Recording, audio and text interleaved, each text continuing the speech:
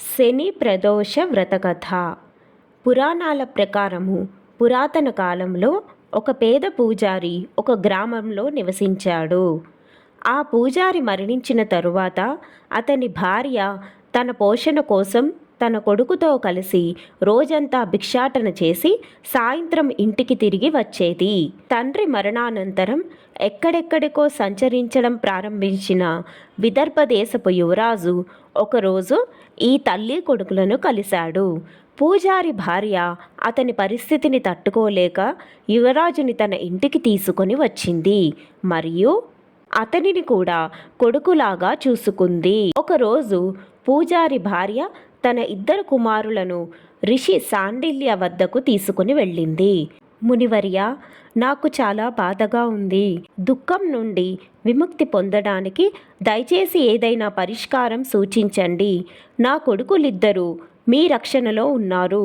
నా పెద్ద కొడుకు పేరు ధర్మ, అతడు రాజపుత్రుడు, మరియు నా చిన్న కుమారుడి పేరు శుచివ్రతుడు. కాబట్టి మేము పేదవాళ్లము, మీరు మాత్రమే మమ్మల్ని రక్షించగలరు అని వేడుకుంది. ఇది విన్న మహర్షి శివప్రదోష వ్రతం పాటించమని వారికి ఉపదేశించాడు.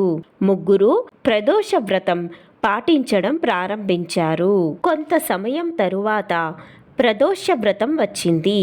ముగ్గురు ఉపవాసం ఉంటామని ప్రతిజ్ఞ చేశారు.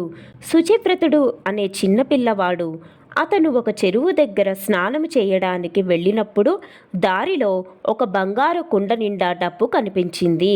అతను దానిని ఇంటికి తీసుకుని వెళ్ళాడు. సంతోషించి తల్లికి, అమ్మా, ఈ సంపద మార్గం ద్వారా పొందబడింది. ఆ సంపదను చూసిన తల్లి శివుని మహిమను వర్ణించింది.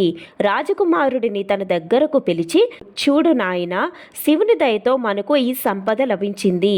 అందుచేత కుమారులిద్దరిని ప్రసాదంగా విభజించుకోమని తల్లి చెప్పింది. తల్లి మాటలు విని రాజు కొడుకు శివపార్వతులను తలుచుకొని ఈ విధంగా పలికాడు, అమ్మా, ఈ డబ్బు మీ కొడుకుకు మాత్రమే చెందుతుంది. నాకు దీని మీద ఎటువంటి అర్హత లేదు.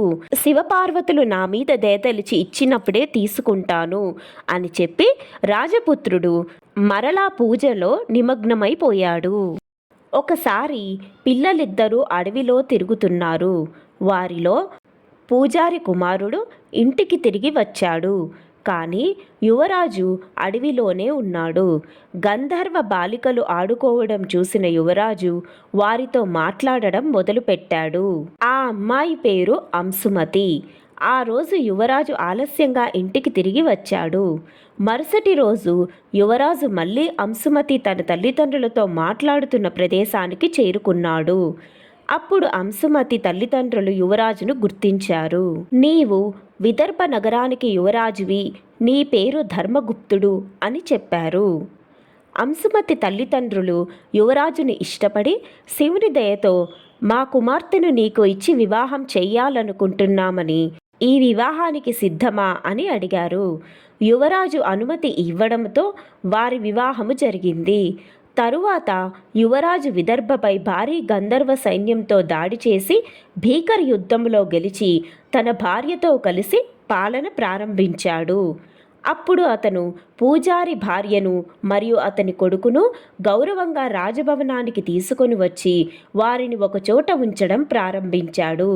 పూజారి భార్య కొడుకులు బాధలు, పేదరికం అన్నీ పోయి ఆనందంగా జీవితం గడపడం మొదలుపెట్టారు. ఒకరోజు అంశుమతి ఈ విషయాలన్నిటి వెనుక గల కారణాన్ని మరియు రహస్యాన్ని యువరాజుని అడిగింది. అప్పుడు యువరాజు అంశుమతికి తన జీవిత వృత్తాంతాన్ని చెప్పాడు మరియు ప్రదోష వ్రతం యొక్క ప్రాముఖ్యతను మరియు ఉపవాసం వల్ల కలిగే ఫలితాలను కూడా ఆమెకు తెలియచేశాడు.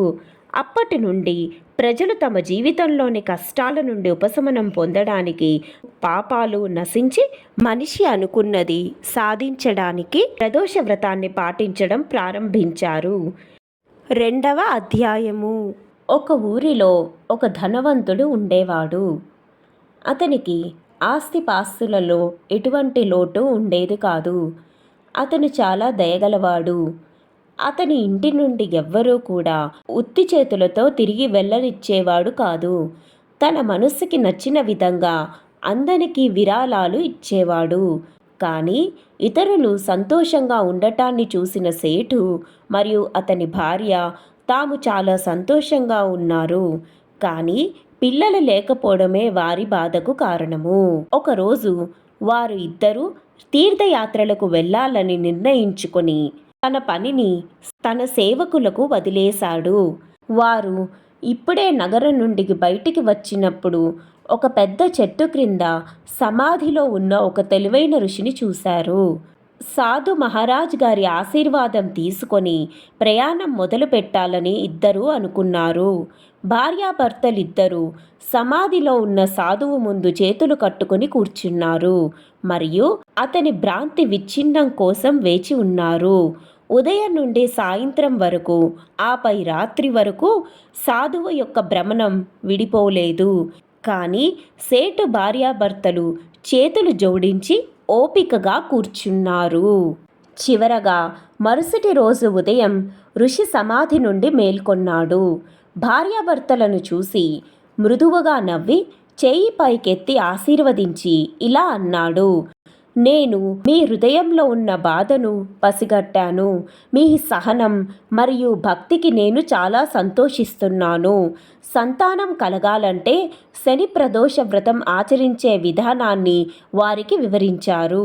తీర్థయాత్ర ముగించుకొని ఇంటికి తిరిగి వచ్చిన ఇద్దరూ శని ప్రదోష వ్రతాన్ని క్రమం తప్పకుండా పాటించడం ప్రారంభించారు. తరువాత సేటు భార్య ఒక అందమైన కొడుకుకి జన్మనిచ్చింది. శని ప్రదోష వ్రతం ప్రభావం వల్ల అతని స్థానంలో చీకటి నీడ మాయమైంది. ఇద్దరూ సంతోషంగా జీవించడం ప్రారంభించారు. శని ప్రదోష వ్రత కథ సమాప్తః. శివార్పణమస్తు.